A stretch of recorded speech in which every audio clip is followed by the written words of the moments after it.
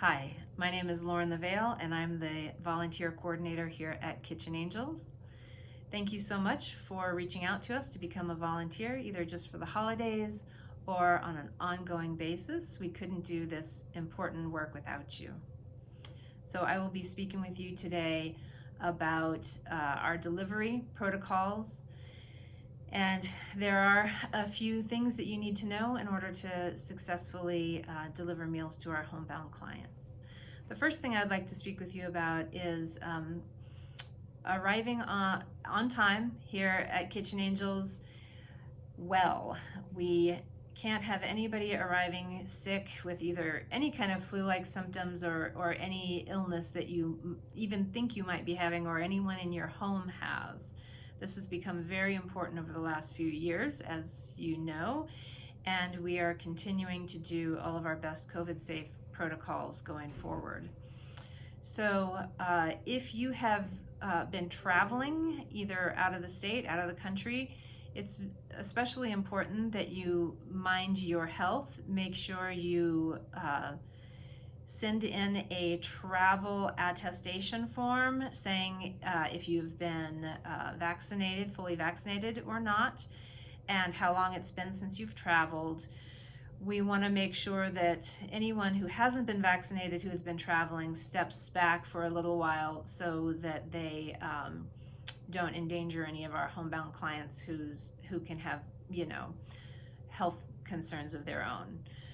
So please mind your health, send in that travel form if you've been traveling recently.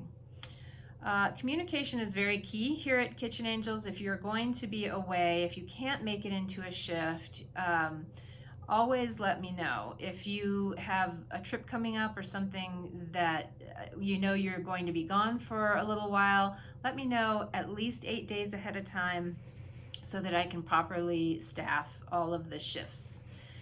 If you have an emergency and can't come in, then call. It's better to call than email because maybe I'll be out of the office that day and someone needs to know that that shift needs to be covered. So communication is very important. Arrival time. You, as a delivery driver, need to arrive between 3:15 and 4:15 p.m. You will pull around to the left side of our building. There is a gate. You will go through that gate and then you will veer right into right behind our building. There is a loading dock that says Kitchen Angels on it. So there should be 2 lines of cars there. Sometimes we have out cones so you can see where those lines are to be. Pull forward into the shortest line and pull all the way forward to the sign that says stop here. So you want to wait there for the traffic volunteers. They will come and greet you and get your name and find out which route you're driving, get a travel form if you have one of those to give them. And then once it's time, we don't let you come up and get your bags until after 3:15. And once it's time, you can, the people at the front of the line can ascend the loading dock and go and pick up their bags. First of all, you're going to want to pick up your supplies. We have a cart of supplies on the loading dock. We have some red slips in case a client is not home for delivery and you're not allowed to leave the bag, so you can stick one of these forms. It tells them to call Kitchen Angels to go back on service. You stick one of these forms into their door jamb just so they know that they need to reach out to the office. We have masks, we have hand sanitizer. We want to make sure that you're all masked up all during delivery and you you wash your hands with hand sanitizer between deliveries. We do have some gloves as well. If you prefer to wear gloves, that's fine. Again, with the hand sanitizer between every delivery, please. So after you pick up your supplies, you're going to wait in front of there's going to be a conveyor belt with bags on it with the client bags. You'll wait there until all the bags are placed on the conveyor belt. Once the volunteer runner is done placing the bags there and they step back, then you can step forward and pick up your bags. Make sure you're getting the right bags. We assign you a route number. You look at the thermal bag, there should be a hang tag with that number on it. All of your paper bags, grocery bags with food in it should have the client slips on it, should have the number in the corner, top right corner. So you will pick up your bags there. We have a master manifest. It's a packet of paper there that's stapled that will have all of the routes and who's driving each route and all of the clients' names on it. So it's a really good idea to check that master manifest and make sure that you have all the correct number of clients for that day. If you're missing a client that you normally have, you can go to the back page and there's a list of people's names there who might be off or in the hospital or off service permanently. You can check there. You can also ask staff and we can let you know about your clients. But really it's a measure to make sure you're not missing anything. We are all humans and sometimes humans make mistakes, so we want to make sure that all of those clients are each one has a bag. So the next thing you do after you pick up all of your bags, you're going to go and load them into your car. If there's too many bags for you to hold, you can always put them on the loading dock, make a couple trips, and then go down to your car, and then they'll be closer to your car. So you don't have to come back and forth up the loading dock. So it's a good idea to put the first few deliveries in the front seat with you, so it's easier for you to navigate if you are doing this alone. A lot of our drivers have teamed up, so it's easier, but if you're going solo, that's fine too, and just have those first couple deliveries in the front seat with you. Now you're probably wondering, how do I know which is my first few deliveries? Every bag should have a client slip on it, and I have a printout of what these client slips look like. I'll get it close to the camera so you can see. It's going to have the day of the week. It's going to have the route number right here, and this little code right there, that is called the route order code. That is the alphabetical order you deliver in. You might not start with A, you might start with letter B. You might have a C, you might go A, B, D, F.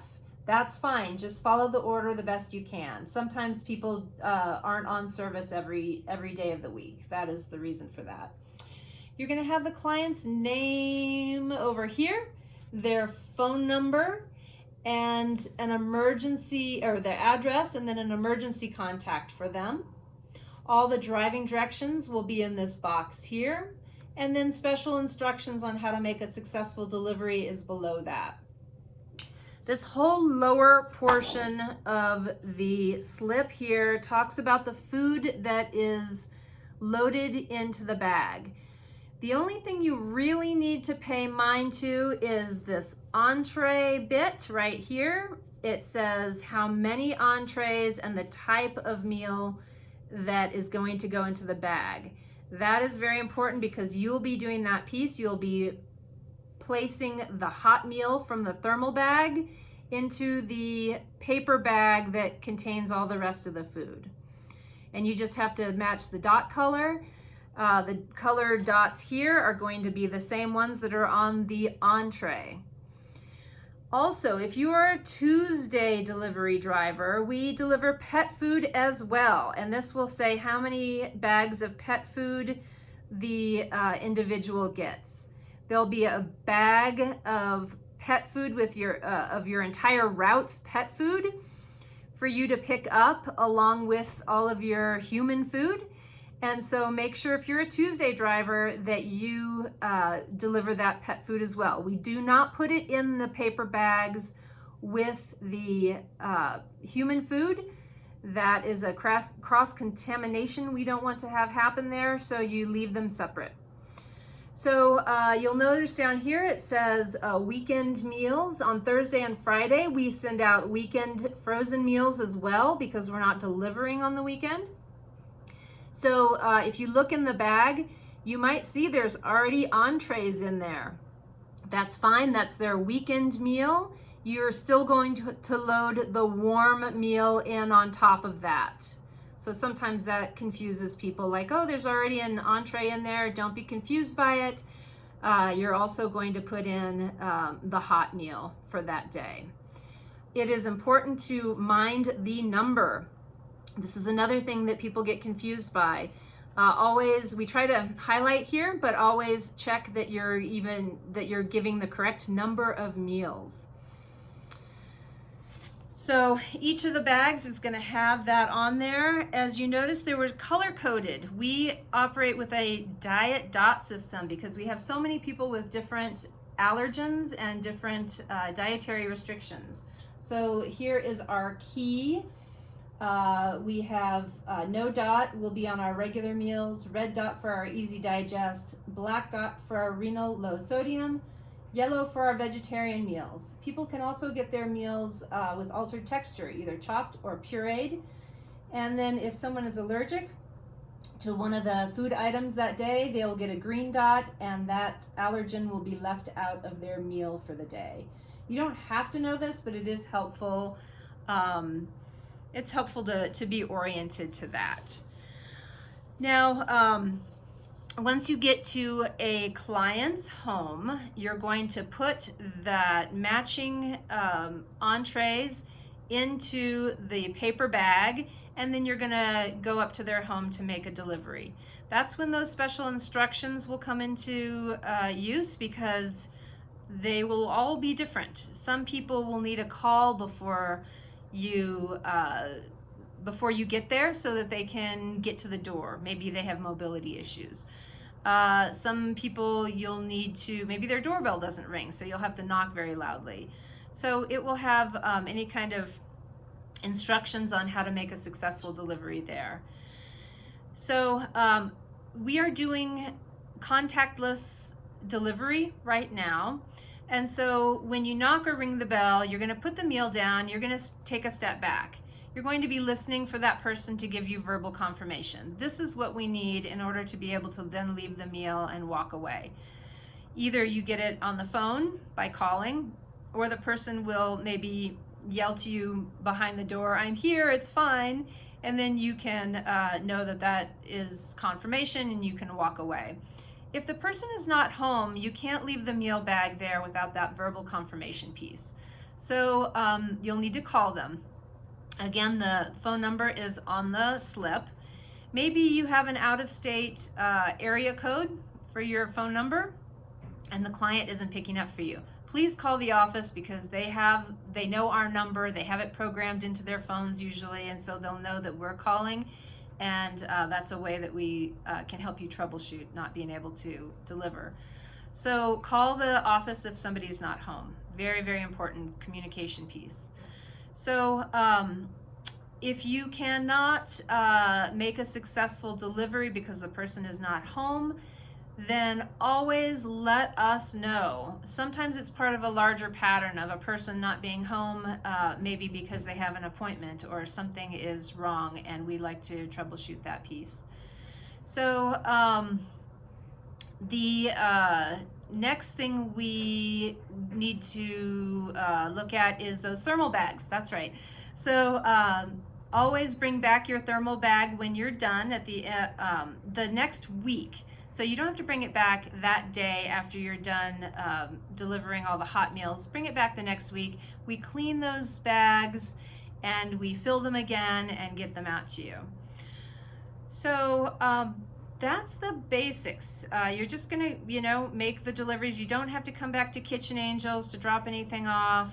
If you have an extra meal because somebody was not home, try to give it out to another one of your clients if they have similar dots and compatible meal tracks. Or you can bring it home and eat it yourself, or bring it to one of the shelters and give it to anybody who might need it. So that is our basic meal delivery procedures. If you are delivering for the holiday, this might be slightly different. We might have you stay in your vehicle, and we might bring the meal bags to you. The meals might all be already loaded into the bags. You might not have to transfer a hot meal from a thermal bag into the paper bag. So things are slightly different for the holidays. Just know that going in, and we will equip you with everything you need to know. I will send you a special procedure document so you know what to expect on the day of. So thank you so much. We really appreciate you again signing up to be a volunteer. We hope you have a positive, meaningful experience helping keep our homebound clients well fed throughout the year. Thank you again.